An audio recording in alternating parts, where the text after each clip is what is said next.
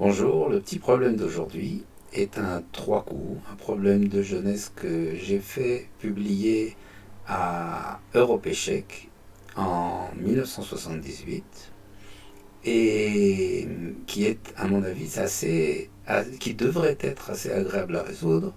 Ceux qui se sentent le courage de vouloir résoudre un trois coups peuvent s'y mettre tout de suite. Je vais après faire un petit dessin de la situation et après, après la situation peut-être il y aura une deuxième équipe de solutionnistes qui voudra bien se mettre à chercher à résoudre.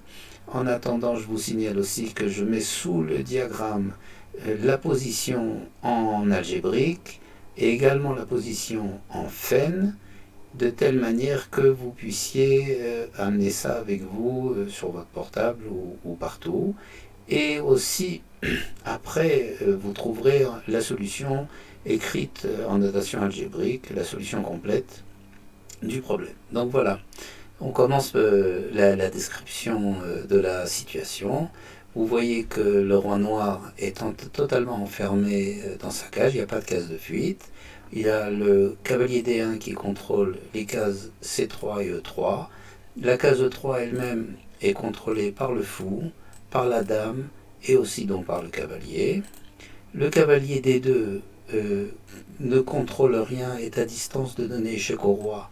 Il ne peut pas donner échec sur B3 parce que le pion C4 contrôle B3 et il ne peut pas donner échec sur F3 parce que la dame se trouve sur F3. Mais lui-même contrôle la case 4, mais c'est pas nécessaire puisque la case 4 est contrôlée à la fois par le fou D5 et par la dame F3. Donc, pour le reste, vous avez la case E5 qui est contrôlée uniquement par le fou. Vous avez les cases, la tour A5 qui contrôle à la fois C5 et D5, et la dame qui contrôle des cases qui sont déjà contrôlées, donc que ce soit E3, que ce soit E4, que ce soit D5, et que ce soit même D3, les cases que la dame contrôle sont déjà ou bloquées, comme la case D3, ou contrôlées par d'autres pièces. Donc voilà, il faut maintenant comprendre comment on peut avancer pour les blancs. Et une situation relativement naturelle, c'est de voir si on ne peut pas mater avec le cavalier des deux. Donc sur la case B3, c'est un peu hors sujet parce que le pion C4, on ne voit pas vraiment comment le déloger. On ne peut pas le prendre parce que si le fou prenait en C4, ben, le cavalier des deux se retrouverait obligé de garder la case C4.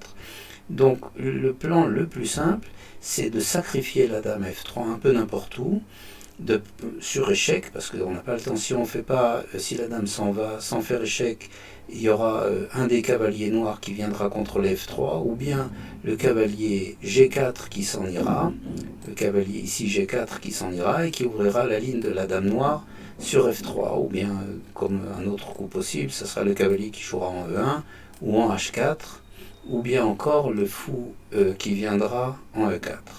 Donc, les coups naturels à envisager dans la situation actuelle, c'est par exemple dame E4 échec, de manière à pouvoir mater après par cavalier F3. Mais là-dessus, il y a fou prend dame, et fou prend dame recontrôle F3, donc on n'est pas très avancé. De la même façon, on pourrait envisager dame E3 échec, cavalier prend E3, ouvre la ligne de la dame, et donc les blancs ne peuvent toujours pas mater. La même chose si on fait cavalier dame F2 échec, le cavalier viendra en prendre la dame et ouvrira la ligne de la dame noire. Donc on n'arrive pas dans ces idées simples. Mais quand même, il nous reste l'idée de vouloir réussir à évacuer la case F3 de telle manière qu'on puisse mater, c'est l'idée de base, et c'est a priori la chose à laquelle on va en pratique, c'est la solution qui va être comme ça. Donc, ceux qui veulent chercher maintenant, après cette présentation, peuvent de nouveau se mettre maintenant à chercher, et nous allons montrer la solution. Donc un des aspects qu'il faut comprendre, pour qu'il faut voir pour pouvoir résoudre, c'est qu'en fait le cavalier F2, s'il vient en F3, contrôle la case E5. Donc la case E5, essentiellement, n'a pas besoin d'être gardée par le fou F4, et donc on peut parfaitement envisager une clé qui va donner cette case de telle manière qu'on puisse ouvrir le champ de la dame blanche et qu'elle puisse se sacrifier un peu n'importe où et avoir plus de choix dans son activité.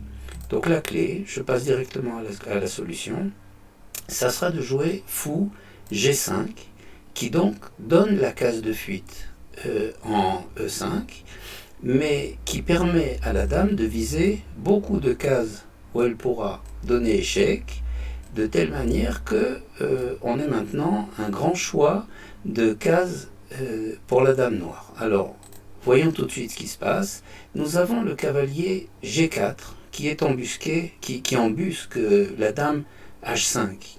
Donc si la dame noire, si la dame blanche, vient se sacrifier et donne au cavalier G4 l'occasion de jouer, vous aurez la dame noire H5 qui va contrôler F3. Donc quelles sont les cases que le cavalier contrôle? C'est F6, c'est E5, c'est E3, c'est E3 et c'est F2.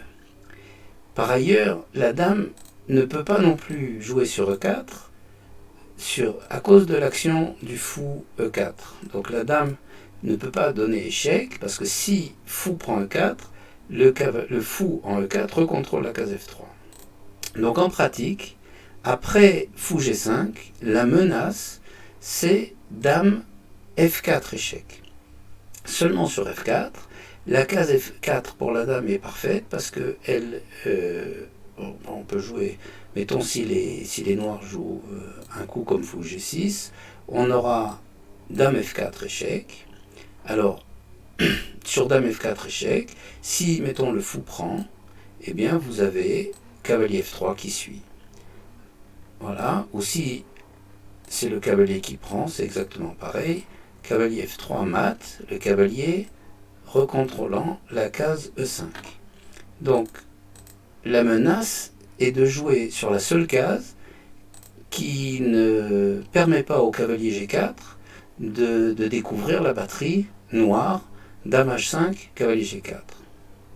Là-dessus, les deux défenses noires intéressantes, c'est que la dame peut s'embusquer derrière ou bien le fou G3 ou bien le cavalier G2, de telle manière à faire d'autres batteries noires. Donc la première possibilité, on va aussi reprendre le coup noir, voilà, c'est de jouer par exemple dame H3.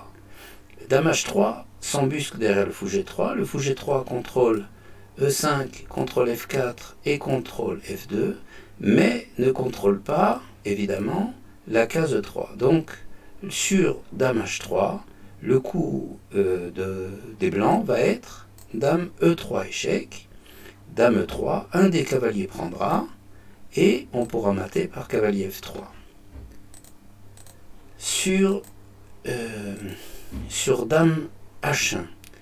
Dame H1, le cavalier G2 est mis en défense active. Il contrôle donc les cases E3 et F4. Ça interdit à la dame blanche de jouer ni sur F2, ni sur E3, ni sur F4, mais elle peut jouer sur F6. Donc nous avons comme coup de solution dame F6 échec. Donc le cavalier G2 ne peut pas parer l'échec. Admettons, le cavalier prend, le cavalier G4 prend la dame, et de nouveau on a cavalier F3. Une dernière défense deux dernières défenses des noirs. Il y a encore dame prend fou, dame prend fou. Alors maintenant c'est la dame qui contrôle les cases d'accès au roi. Donc vous avez la dame qui contrôle F6. Évidemment, si on joue sur F6, la dame recontrôlera F3. La dame contrôle F4, elle contrôle aussi E3. Donc on se retrouve. Elle contrôle aussi G4 de telle manière qu'on ne puisse pas jouer dame prend G4. Donc la case qui reste, elle est relativement vite vue. Sur dame prend G5, on doit jouer donc dame F2 échec. Alors il y a juste une petite précision, il faut voir que sur dame F2 échec, roi E5 provoque cavalier C4 mat, qui récupère aussi la case D6. Donc au lieu de fuir, le roi peut prendre, enfin les noirs peuvent prendre en F2, et à ce moment-là il y a cavalier F3 comme prévu qui récupère la case 5. Les noirs peuvent aussi jouer dame F7, et sur dame F7 qui contrôle directement la case F3, on a dame prend G4 échec. De nouveau, si le roi fuit en E5, on aura cavalier prend C4 mat qui récupère la case D6. Et si la dame couvre, on aura cavalier F3 parce que la dame noire à ce moment-là sera clouée et le mat passe tout à fait bien. Donc on a encore une défense à regarder, c'est si le roi fuit. Alors c'est un petit peu, il faut voir, ça fait partie des choses à voir. Donc dame G3 échec. Si le roi revient, évidemment, il y a cavalier F3 mat. Si le cavalier couvre, il y a dame prend F4 mat. Et si, donc sur dame G3 échec, et si le roi fuit, là, il faut voir qu'on a fou E4 mat par échec double, la tour recontrôle G5 et le fou recontrôle G6. Voilà. Donc, on se retrouve, là je crois que j'ai montré toutes les variantes, on se retrouve avec une position où la dame blanche doit choisir entre plusieurs cases pour se sacrifier, et donc à chaque fois il y a une seule case qui est autorisée, une seule case qui passe.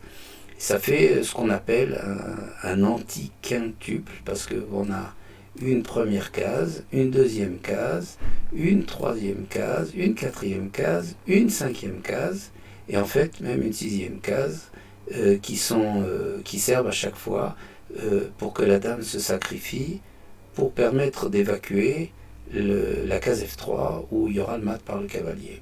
Voilà. Donc j'espère que ce problème vous a plu, et que si vous avez essayé de le résoudre, ça vous a plu de le résoudre. Et puis à bientôt. Merci beaucoup. Au revoir.